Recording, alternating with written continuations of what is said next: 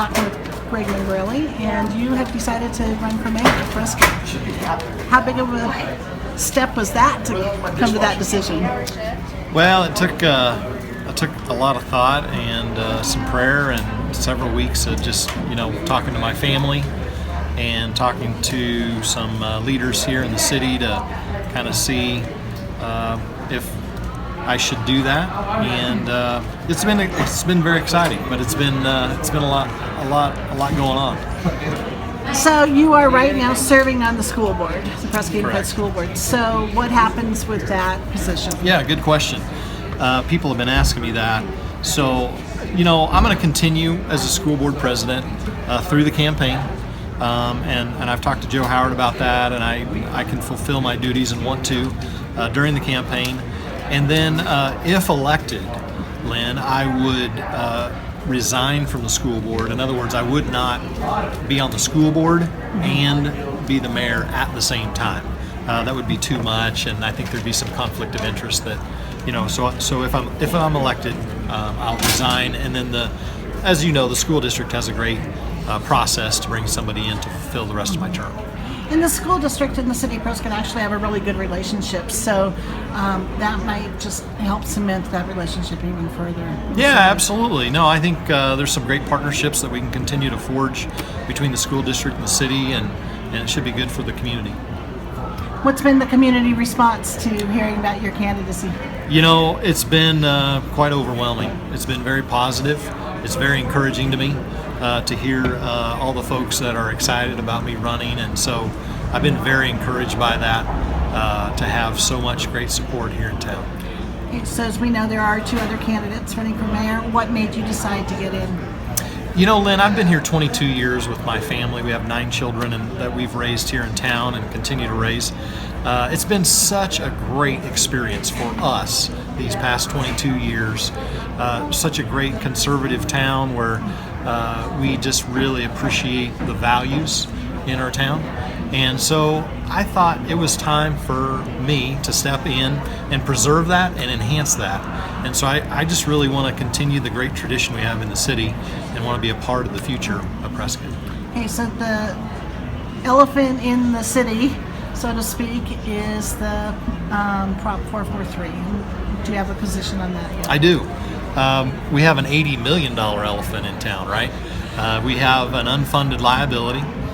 Nobody's going to come in here and pay that for us. We, the city, the citizens of Prescott, need to take care of that debt. And so as I've looked at it, Lynn, it's unfortunate that we got ourselves in this spot, but we have to pay that back. We have to pay that $80 million. And so Prop 443, the tax increase, 0.75%, really helps do that and accelerates that payment. And I'm hopeful that in less than 10 years, that tax could go away. I think it's important, Lynn, that we also try to get as much from the general fund as we can every year to help pay that off as well. Because it'd be nice if we could do that in 6 or 7 years. You've been really fiscally conservative on the school board too, and very pragmatic. I remember you saying that your kids went to Washington School and you had a lot of really warm memories about Washington School, but if it needed to be sold, then you voted to sell it. And is that the same way you'll approach the matters of the City of Prescott? Absolutely. I am a fiscal conservative, a lifelong Republican. I think we've got to be very smart about our expenses at the city. They've done a pretty good job with that, I believe. We've had to reduce services. But it'd be nice if we could grow the economy locally to the point that we have a lot more revenue coming in. I was talking to my good friend Rollie Simmons, who was the mayor before, and he had some great years with double-digit growth. We need to get back to those days where we can have a very conservative budget, but we also need to grow the economy locally. We need to let businesses know we're open for business, and we need to attract those businesses to town to grow the economy. So I would be a fiscal conservative, but I also want to grow smart growth, grow the economy. Are there areas that you see that you think that would be really ripe for that kind of growth? Yeah, absolutely. I think we have a lot of intellectual capital in our universities. And I'm going to talk about one, and that's Embry-Riddle. Embry-Riddle graduates every year some amazing students, particularly in some areas in technology like cybersecurity. And I think there's some great opportunities for us to really specialize and be a hub for cybersecurity. That would be one idea, is how can we get these students graduating who love Prescott, but let's help them start a business here. So we need some sort of business incubator that would help those kids start businesses here in town.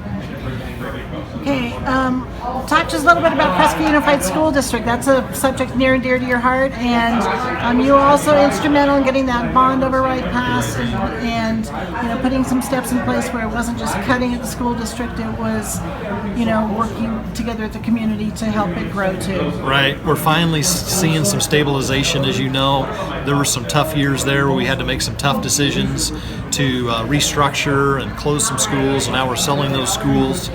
And I'm excited for the future of PUSD. I'm excited that we were able to give teachers a raise, and again recently voted to give them another 2% raise. And so teacher salaries are near and dear to my heart. These are the people on the front lines that do the great work in our district, and we've got to continue to find money for teacher salaries. I'm excited about the fact that we're actually starting to see some growth again in our school district, and this kind of ties back in, Lynn, with the city, is if we can grow the economy, if we can see some job creation happen, then we're going to start to see our enrollment increase. And I'm excited to work in the city to make that happen, which I think will benefit PUSD. And you've had a lot of kids that have gone through Prescott Unified School District, and I assume you still have some walking the halls? We do. We have quite a few in the school system. 9 kids total, as you know.